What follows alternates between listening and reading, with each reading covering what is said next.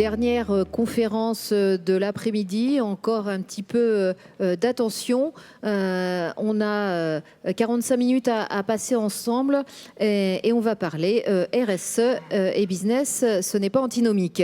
L'idée étant de démontrer qu'on peut être vertueux tout en étant performant, les deux étant intimement liés, comme vous allez le voir. Avec mes invités, on va parler d'innovation, de cohésion sociale, d'attractivité, de sens, de performance, et on va voir que ça concerne tout le monde, quel que soit le secteur. À mes côtés, pour évoquer cette question-là, Aude Brézac, vous êtes responsable RSE chez Manitou. François Guérin, vous êtes le directeur général du groupe CETI. Identifiez-vous au cas où on vous connaisse pas. Franck Lavogé, vous êtes le directeur de la région ouest de Manpower et le président de FAS pour la Loire-Atlantique. Paul Baziro, le président du directoire du groupe Charrier, et Daniel Robin, président du groupe Érige. Voilà pour les présentations.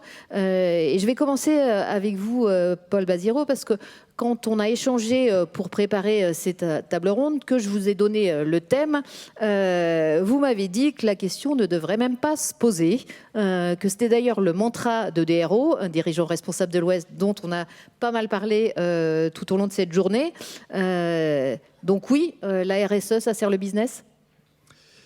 Il faudrait presque se poser la question à l'envers. Est-ce que l'absentéisme est bon pour le business ? Est-ce que la souffrance au travail est bonne pour le business ? Est-ce qu'un environnement pollué est bon pour le business ? Voilà, c'est plutôt dans ce sens-là qu'il faut se poser la question. En fait, c'est une absolue évidence. On se faisait la remarque avec François qu'aujourd'hui, la question ne se pose pratiquement plus.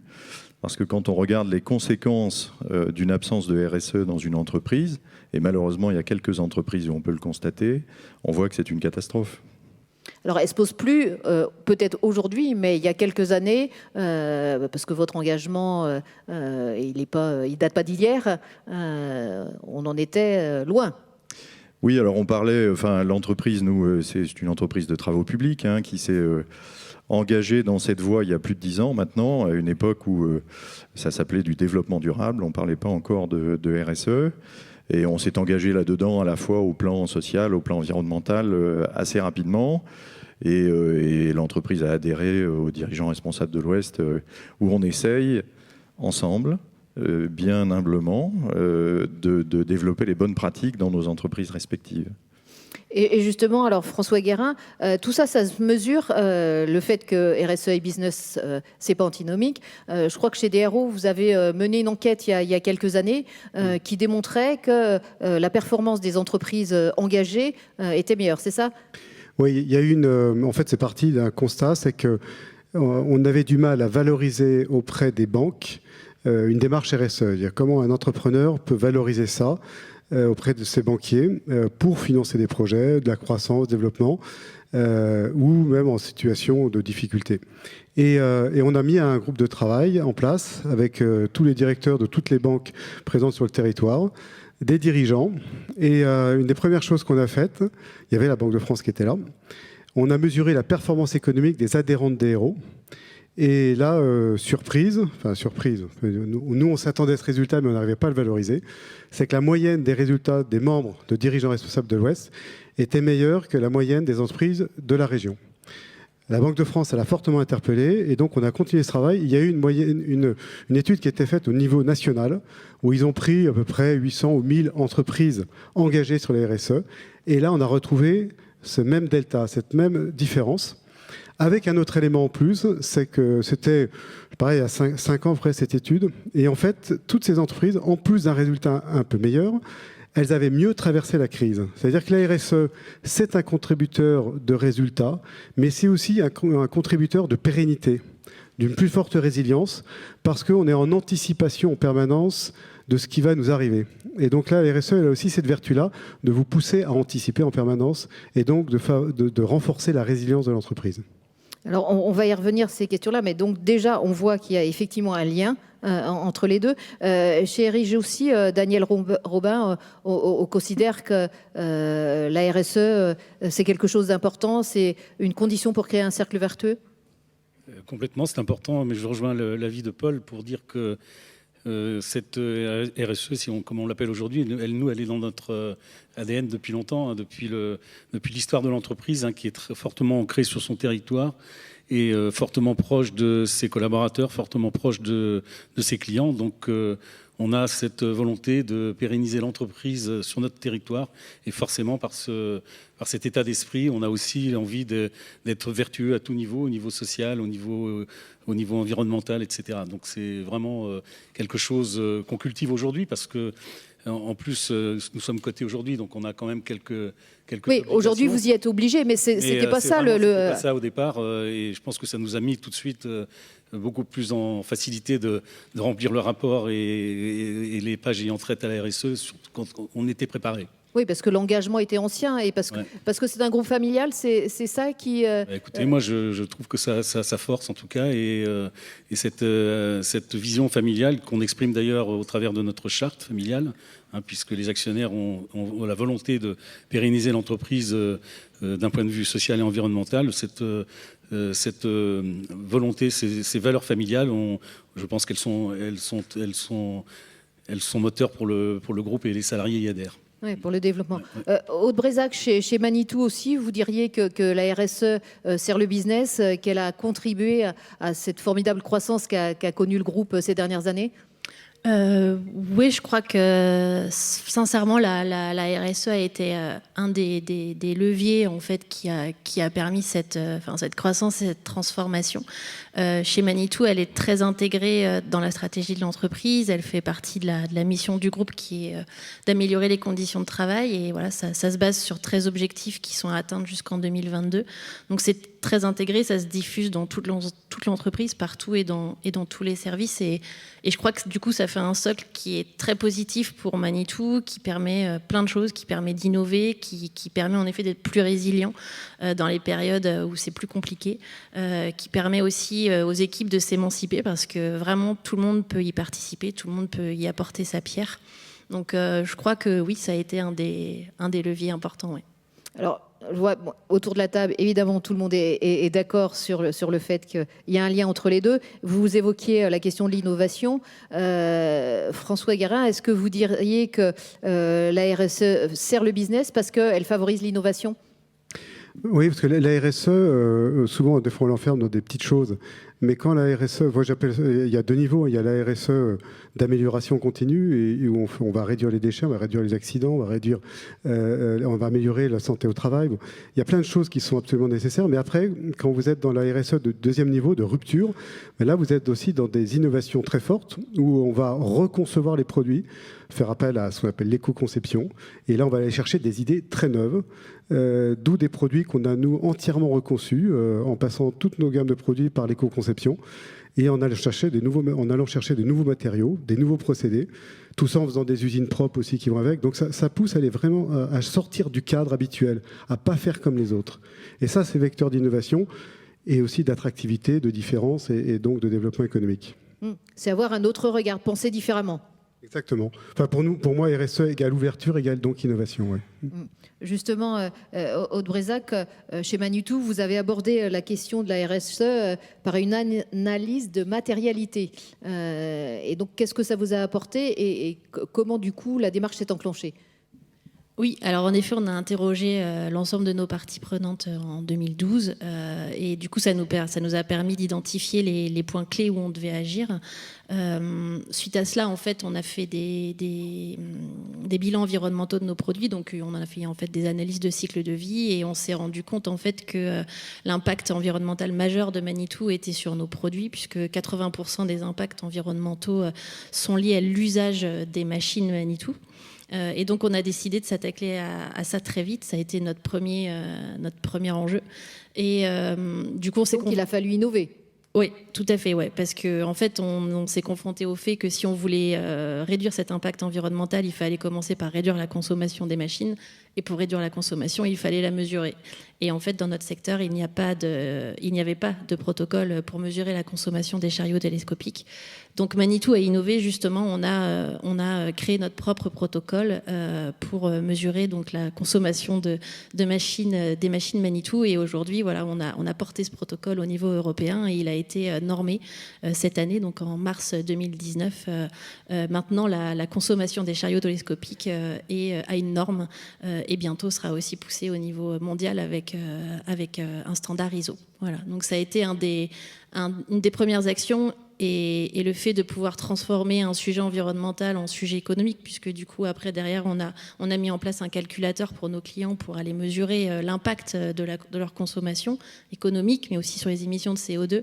Ça a permis en fait un virage stratégique dans la stratégie RSE. Ça a été un vrai tournant puisque ça a permis de montrer que il y avait vraiment un avantage compétitif à travailler sur ces sujets-là. Ouais, ça veut dire que vos clients qui n'étaient pas forcément, se sentaient pas forcément tous concernés, vous les avez attrapés par le porte-monnaie en leur montrant que c'était source d'économie derrière. Oui, tout à fait. Nos clients, mais aussi en interne, il pouvait y avoir aussi des réticences et ça a permis de montrer que la RSE, eh bien, c'est un avantage commercial. Ça peut développer des arguments commerciaux jusque chez nos concessionnaires, quoi. Donc, oui, c'est un avantage concurrentiel aujourd'hui, parce que je crois que vos machines ne sont pas forcément les moins chères, mais finalement... Oui, tout à fait. Aujourd'hui, voilà, on sensibilise vraiment nos commerciaux à utiliser ce calculateur de différentiel de consommation pour montrer en effet que la machine Manitou qui est un petit peu plus chère, finalement sur sa durée de vie, sur son usage, va être moins chère parce que son coût total de possession, donc qui inclut la consommation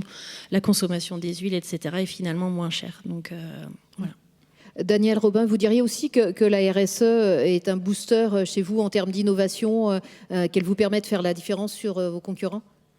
Complètement. Enfin, où l'innovation est aussi déterminante pour effectivement être plus vertueux en termes d'environnement. Alors, je vais citer un produit qui n'est pas toujours bien vu dans le monde du monde écologique, c'est le béton, hein, puisque on critique souvent ce matériau comme étant un petit peu polluant, un impact fort alors qu'on y travaille beaucoup justement pour le rendre plutôt attractif, plutôt pour régler des problèmes ergonomiques sur les chantiers. On fabrique aujourd'hui des bétons autoplaçants, on fabrique des bétons isolants, donc qui rendent les ouvrages plus isolants, donc moins de dépenses de CO2. Voilà toutes ces innovations qu'on mène avec l'école centrale de Nantes, avec laquelle on a créé une chaire où on travaille sur tous les bétons innovants et ça nous a donné de bons résultats. Donc effectivement, ça rend plus facile la vie sur les chantiers, mais effectivement, ça nous positionne nous en termes de différenciation par rapport à nos concurrents. Mmh. Chez Charrier et Paul Badiro aussi, c'est un élément fort en termes d'innovation, cet engagement RSE. Tout à fait. Alors j'ai entendu ce qui se faisait chez Manitou tout à l'heure. Et alors nous, on rêverait chez Charrier d'avoir des fournisseurs d'engins, parce qu'on utilise malheureusement assez peu aux engins, mais plutôt les engins de travaux publics. On rêverait d'avoir des fournisseurs d'engins qui s'investissent à ce point dans la réduction des consommations, dans l'électrification du parc, etc. Ce qui aujourd'hui n'est pas le cas. Et en matière de RSE, c'est vrai que nous sommes interdépendants. Et il faudra vraiment que l'ensemble de l'industrie commence à basculer vraiment vers des pratiques RSE pour que l'impact réel puisse arriver, puisqu'aujourd'hui, ces engins de chantier représentent à peu près 70% de notre impact carbone. Et donc on s'efforce de travailler sur le 30% restant, mais pour l'instant, sur les engins de chantier, en dehors des pratiques et des utilisations sur lesquelles on travaille beaucoup, on a beaucoup travaillé sur l'éco-conduite notamment, on bute sur la disponibilité des machines puisqu'on n'a pas de machines électriques disponibles pour gérer les chantiers. Voilà. Et pour ce qui est d'un rapport gagnant-gagnant aux clients, j'ai entendu ça aussi tout à l'heure, nous on a aussi travaillé sur notre offre produit. Et on a développé, par exemple, une sous-couche routière. Ça paraît un peu exotique de dire ça, mais vous savez, quand on fait une route, voilà, il y a une couche superficielle sur laquelle on roule, et puis sous cette couche superficielle, il y a l'essentiel des matériaux qui sont utilisés, et c'est aussi l'essentiel du coût. C'est souvent un millefeuille de différentes couches de cailloux qui sont mis sous la route. On a retravaillé en fait la conception de la route pour développer une sous-couche routière biosourcée, où en fait on réutilise le terrain qui est présent localement. Donc là en l'occurrence on économise beaucoup d'énergie puisqu'on ne déplace pas les mètres cubes de terrain. Et puis on les traite avec du chanvre et avec un peu de chaux.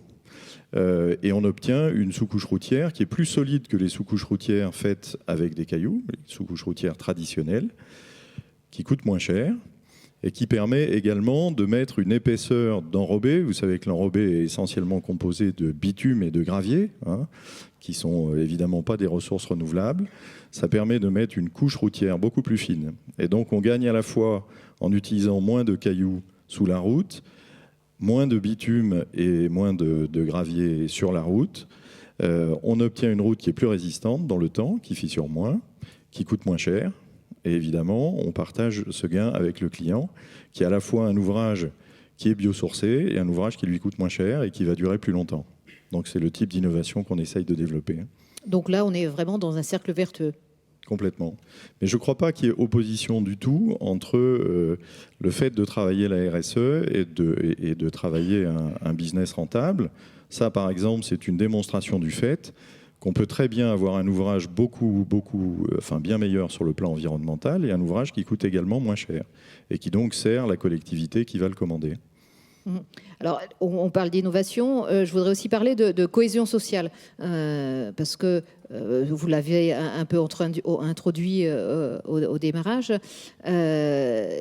C'est parce qu'on s'occupe bien de ses salariés, qui s'impliquent, que finalement on avance. Alors Franck Lavogé, vous évidemment, l'humain c'est votre matière, puisque vous travaillez dans l'intérim. Quel regard vous avez sur ça ? Si je peux me permettre, je vais revenir un tout petit peu sur l'innovation avant de répondre à votre question, parce que aussi dans ce domaine, la responsabilité sociale, en tout cas l'environnement, nous amène à devoir innover en matière sociale. Par exemple, on est, comme chacun sait, et heureusement dans une période de pénurie de main-d'œuvre, de taux de chômage bas, et particulièrement dans cette région. Et on est obligé de ce fait d'avoir une démarche extrêmement active sur l'attractivité et la fidélisation de nos personnels intérimaires. Et donc, ce que nous avons créé au niveau de la profession, et c'est ce en quoi c'est une innovation qui date maintenant de 2 ans, je crois, c'est le CDI intérimaire. Ce qui peut paraître un paradoxe, mais qui est totalement cohérent avec l'environnement économique et social auquel on a à faire face, et les entreprises. Donc on fait à nos intérimaires des contrats de CDI qui leur apportent une sécurité, disons une vision plus durable de leur métier, et à qui on fait aussi énormément d'investissements de formation. Il faut savoir que dans l'intérim, d'une façon générale dans la profession, en 2019, on a formé 300 000 personnes. C'est, je pense, assez inégalé en matière de volume de formation. Ce ne sont pas des formations à la programmation neurolinguistique des cadres, c'est des formations de maçons, c'est des formations on est dans le concret. Chauffeurs, c'est des permis, c'est des licences de soudure, etc. Donc on a, enfin, en tout cas moi j'ai la conviction que l'intérim, qui n'a pas toujours une excellente réputation, il faut bien le dire, en tout cas historique, même si ça s'arrange, est, je pense, un très bon contributeur à l'intégration sociale. Et les dernières évolutions en matière, par exemple, de contrats, montrent que ça va encore certainement s'améliorer durablement. Alors. Donc oui, parce que donc vous démontrez que l'innovation, elle n'est pas que technique, elle peut être aussi au niveau social. Absolument, oui. Et donc à partir de là, vous, je le disais, qui travaillez l'humain, est-ce que, j'imagine que c'est une évidence pour vous que quand on prend soin de ses salariés, on améliore la performance globale de l'entreprise. Alors absolument. Et nous, ce qu'on a décidé, c'est d'investir sur la fidélisation et le statut social de nos intérimaires. Parce qu'on a aussi nos propres salariés manpower en agence et on a aussi les intérimaires qui sont détachés dans les entreprises. Donc on a deux populations de salariés qui sont également considérées dans l'entreprise. Donc on a une démarche de talent, c'est-à-dire on a décidé d'avoir vis-à-vis d'une proportion importante des gens qui viennent nous voir, une démarche d'agents qui ont pour mission de garantir l'emploi en continu. Et donc ça change quand même pas mal les choses parce qu'il s'agit d'avoir vis-à-vis de ces personnes tout un socle de responsabilité. Je parle de la régularité contractuelle, de la santé et de la sécurité au travail.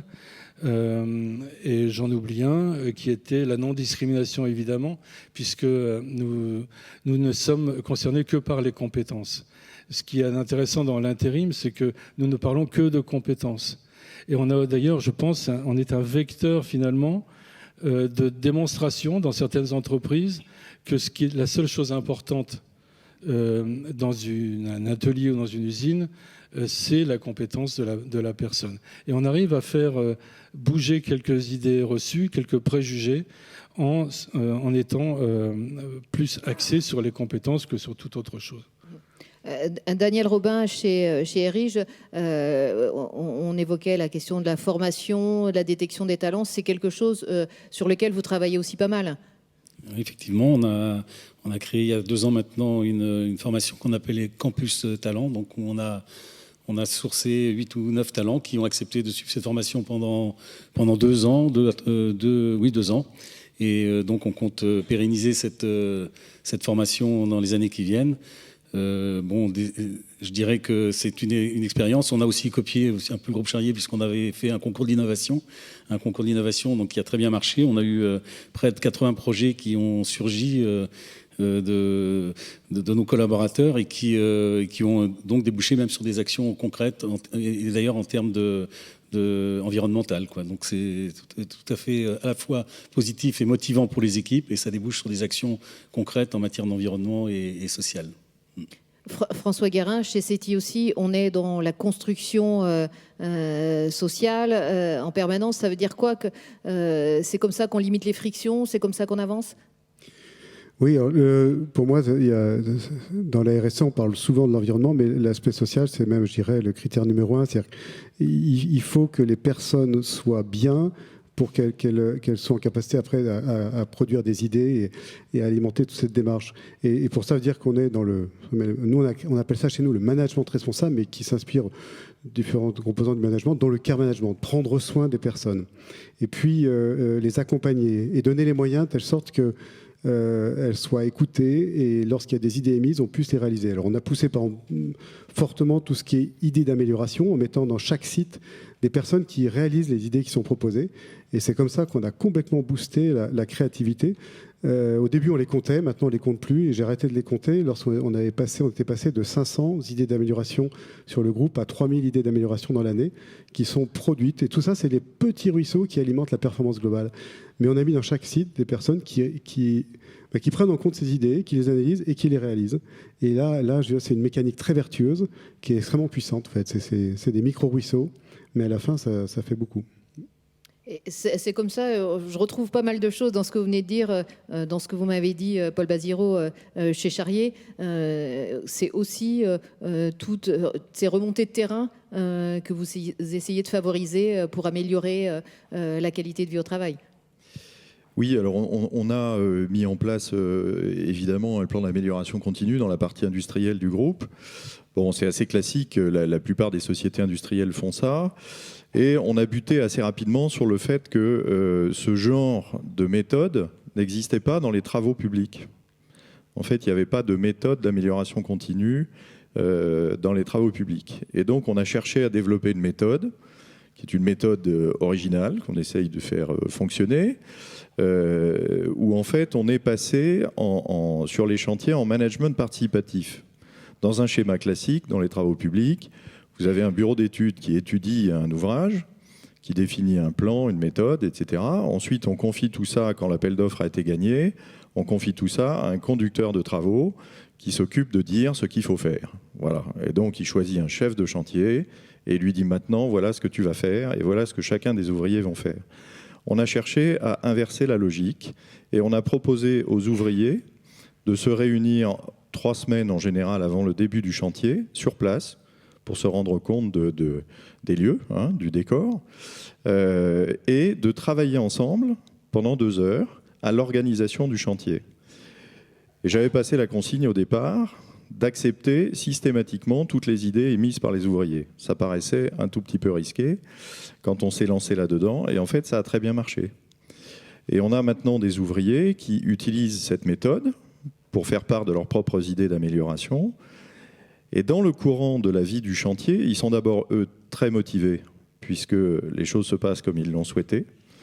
Et ensuite, ils sont évidemment très performants et très désireux de faire aboutir les méthodes qu'ils ont préconisées. Et donc, en général, la performance n'est pas mauvaise. Donc, c'est encore une démonstration qu'en fait, il n'y a pas contradiction entre RSE et résultat ou business. La RSE est quelque chose qui est naturellement à la fois favorable à l'épanouissement des salariés, et là je peux vous dire que c'est le cas. Je me souviens, alors petite anecdote personnelle, avoir visité un chantier, rencontré un ouvrier me disant, il venait juste de vivre son premier chantier comme ça, et il me dit, écoutez, je pars en retraite dans 1 mois, je me réjouissais de partir à la retraite, aujourd'hui je regrette de partir. Voilà, donc c'est plutôt sympa. C'est que les choses avaient bien changé. Et vous m'avez parlé aussi justement de la cabane de chantier. Alors racontez-moi ce que vous avez fait par rapport à ça. C'est un élément important dans votre secteur. Oui, alors c'est assez prosaïque, mais finalement très pratique. La RSE, c'est pas forcément des grandes théories complexes. On est assez attaché à ça chez DRO. La RSE, ça passe par les actions. C'est pas du baratin, de la théorie, du greenwashing. C'est d'abord des actions, et d'abord des actions concrètes qui changent la donne. Dans le métier des travaux publics, l'essentiel de la vie se passe sur les chantiers, ça va sans dire. Et sur les chantiers, le lieu où on peut à la fois se reposer, déjeuner, faire sécher ses vêtements de travail, prendre une douche, c'est la cabane de chantier. Ces cabanes de chantier étaient obsolètes, en très mauvais état. On en avait un parc très important et finalement des conditions de vie qui n'étaient pas bonnes du tout. Donc on a lancé, il y a de ça maintenant 3 ans, une enquête sur la qualité de vie au travail dans l'entreprise.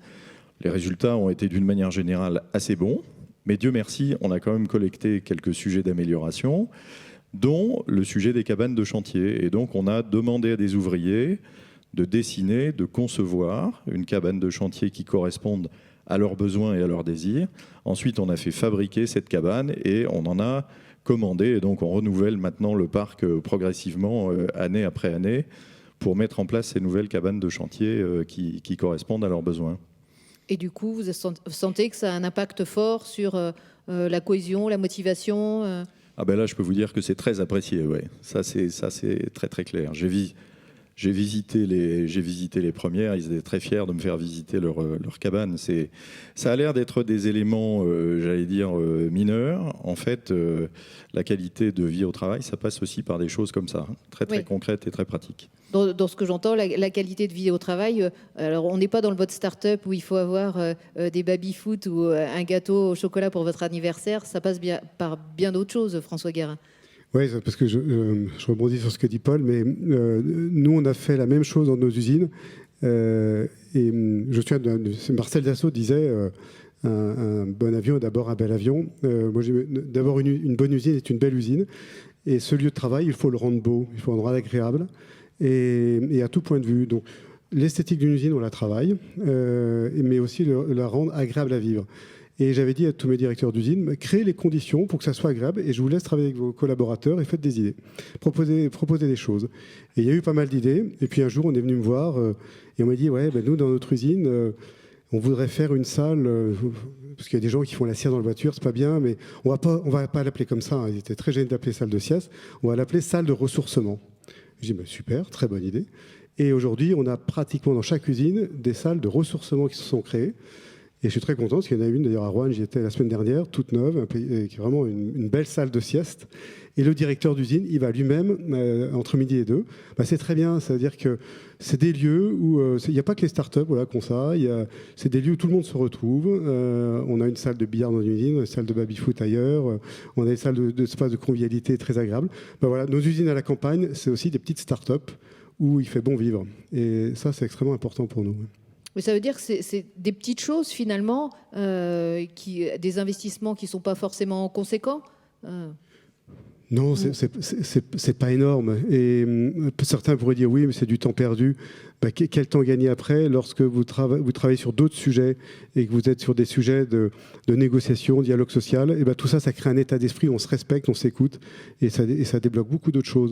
Donc je crois que ça crée un état d'esprit de respect mutuel. Et donc c'est un facteur de cohésion sociale. Bien sûr, de cohésion sociale et d'avoir en fait, on a l'état d'esprit, c'est de dire si on est là tous ensemble, c'est qu'il y a un bien commun, c'est l'entreprise. Cette entreprise, on va en prendre soin tous ensemble. Et si on la fait grandir, elle va tous nous faire grandir. Donc je pense que cette cohésion vient qu'on partage un bien commun. Et on a intérêt à en prendre soin ensemble. Mmh. Et ce qu'on voit, c'est qu'en général, les entreprises qui sont engagées en matière de RSE, ça a aussi un impact en termes d'attractivité, de visibilité. C'est ce que vous constatez aussi, Aude Brézac, chez Manitou. Votre engagement vous sert aussi à ce niveau-là ? Oui, notamment, on en a parlé depuis ce matin, mais auprès des plus jeunes générations, c'est un facteur d'engagement qui est fort et on le voit tous les jours dans les recrutements. C'est des questions qui sont de plus en plus posées sur concrètement ce qui se fait dans l'entreprise. Et puis une fois que les jeunes arrivent chez Manitou, ils constatent positivement tout ce qui se fait dans l'entreprise puisque c'est pas forcément visible de l'extérieur, mais de l'intérieur, généralement, ils sont agréablement surpris par ce qui est fait et par l'engagement qu'il y a dans l'entreprise. Donc oui, on l'utilise du coup, ça fait partie des promesses dans notre marque employeur qu'on tient à tenir. Oui. Daniel Robin, c'est quelque chose, cette image positive que ça véhicule à l'extérieur, c'est quelque chose d'important aussi ? C'est très important, et on le dit beaucoup aujourd'hui, pour effectivement recruter les jeunes générations, on a besoin d'avoir cette démarche. Et je voulais rebondir aussi sur le fait, tout à l'heure on parlait aussi du bien-être des collaborateurs. Dans notre nouvelle usine de menuiserie d'Atlantem en Bretagne, on a fait appel à la réalité virtuelle pour faire l'aménagement des postes de travail. Donc on a mis à contribution les opérateurs pour que justement ils aient un bien-être et que ça facilite le travail dans l'usine. Donc c'est toutes ces expériences que l'on mène et qui font que nos salariés sont impliqués dans les investissements, dans les décisions d'investissement et dans leur poste de travail. Et c'est effectivement aussi une belle image pour les futurs collaborateurs. Oui, parce que la RSE, c'est travailler sur l'ergonomie des postes de travail, apporter une meilleure qualité de vie à ce niveau-là aussi. Ouais, exactement. Et cet engagement RSE, Franck Lavogez, c'est aussi, on l'a dit déjà un petit peu, mais c'est aussi, en termes de cette image positive, c'est permettre de gagner des clients aussi. Alors, vous m'avez raconté une anecdote d'un marché que vous n'aviez pas remporté, mais finalement, le client vous a rappelé derrière en vous disant bon, ben ok, là, on n'a pas travaillé ensemble, mais j'aime bien les valeurs que vous portez. Oui, c'est vrai. Alors, c'est pas tous les jours, hein, mais c'est vrai que les conditions commerciales, les tarifs, le financier est central quand même dans des réponses à appel d'offres, par exemple. Même si de plus en plus, il y a des chapitres, des rubriques RSE qui sont extrêmement attendus par les acheteurs. Là, en l'occurrence, on n'avait pas gagné ce tour de table. Et on m'a rappelé, sur le fait que, au-delà du run, hein, c'est-à-dire de l'activité courante, ils avaient besoin d'avoir un prestataire qui porte des valeurs, oui, effectivement, de responsabilité sociale. Ils entendaient innovation dans le sourcing, hein, c'est-à-dire être capable d'aller chercher des gens peut-être un peu plus éloignés de l'emploi. Peut-être que le fait que je sois aussi à face a permis de faire un raccourci entre les deux. Mais une chose est sûre, au-delà des critères traditionnels de sélection d'un fournisseur, viennent de plus en plus, je pense, enfin j'en ai été témoin, des critères de ce type. Les valeurs sociales, la sécurité et la santé sur le lieu de travail. Ça devient assez fondamental, en tout cas pour faire la différence, mais sûrement la préférence. Est-ce que ça veut dire, Paul Bazirouk, par exemple, vous communiquez sur ces éléments-là? Parce que finalement, parfois on a parlé de greenwashing, mais finalement, quand il y a de la sincérité, ça vaut le coup de communiquer. Alors j'allais dire, la communication, c'est pas le premier sujet, en fait. C'est pas le premier sujet. Je voulais revenir sur l'intérim.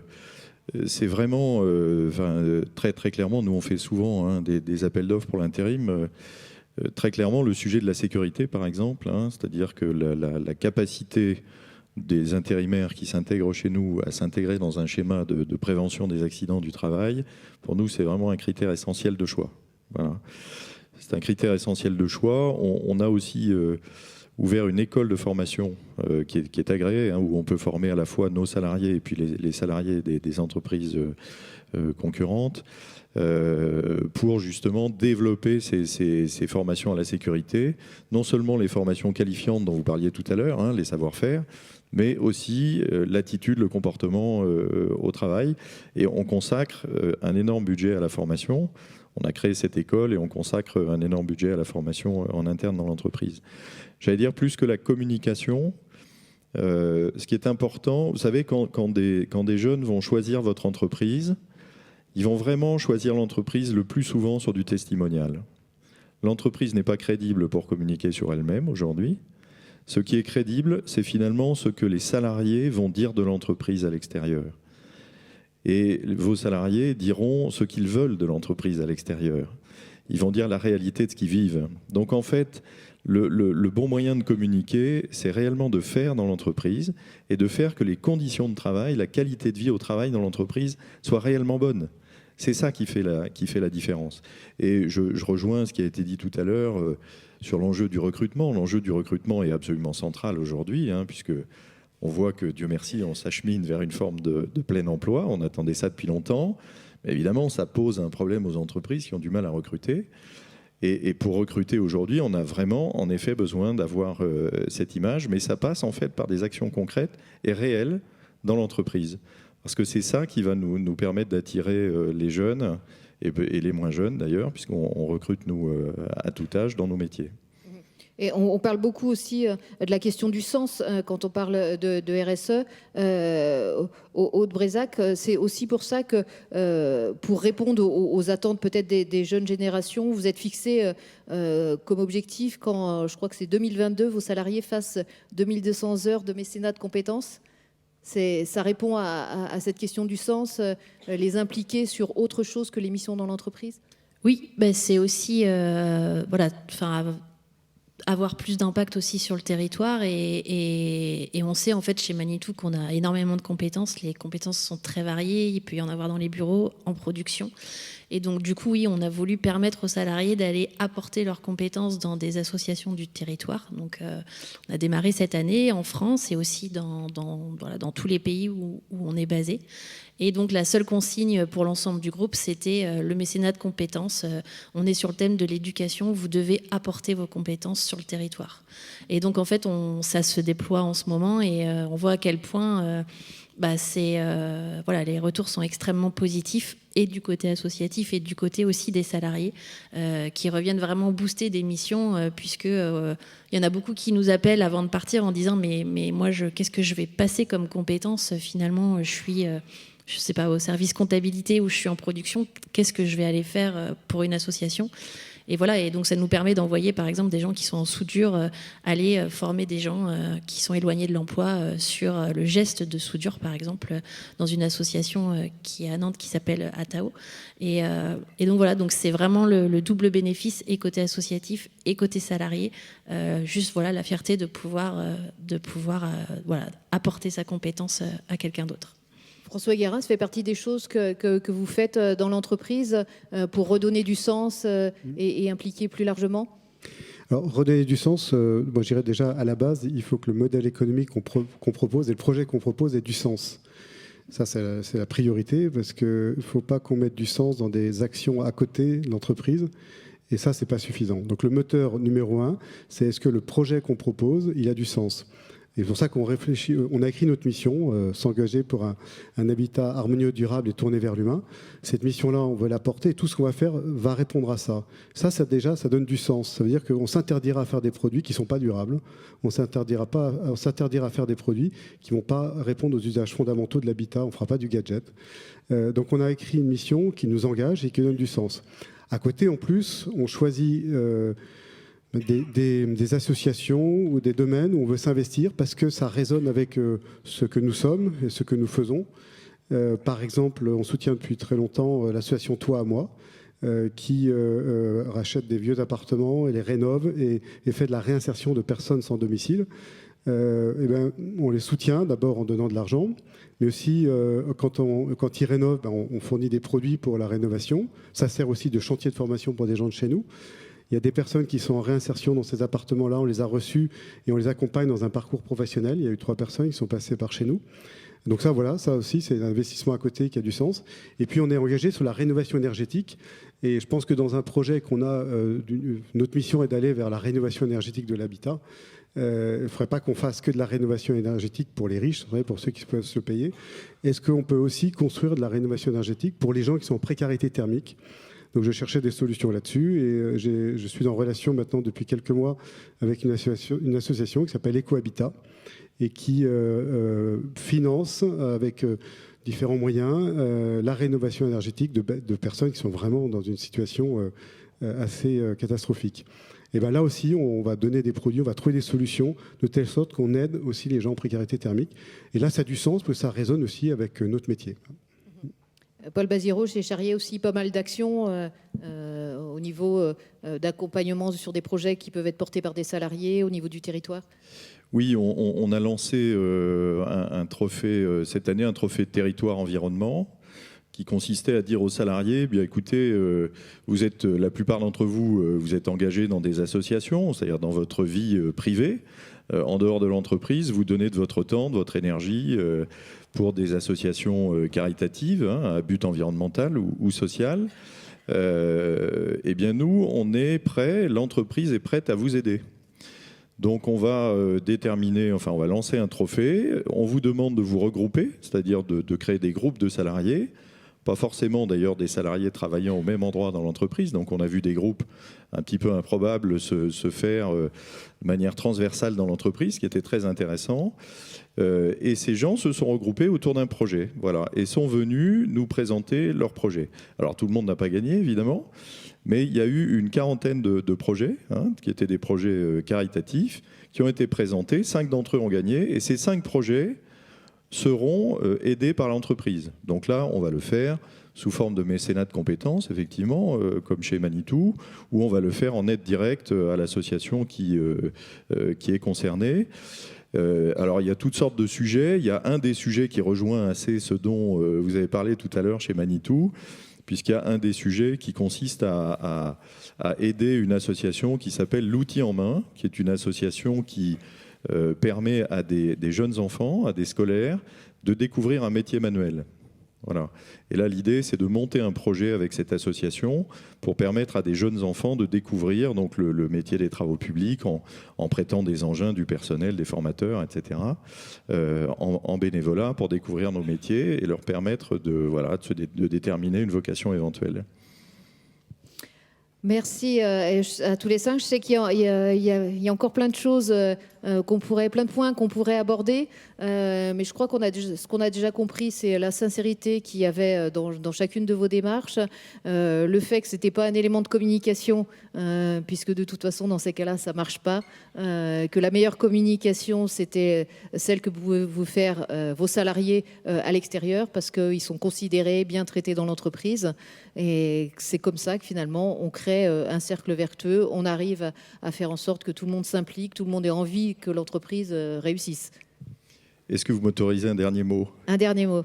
S'il y a des chefs d'entreprise dans la salle, je voulais simplement leur dire que cette démarche, cet engagement RSE, c'est pas forcément quelque chose de gratuit, mais on l'a suffisamment dit tout à l'heure, c'est quelque chose qui contribue aux résultats de l'entreprise.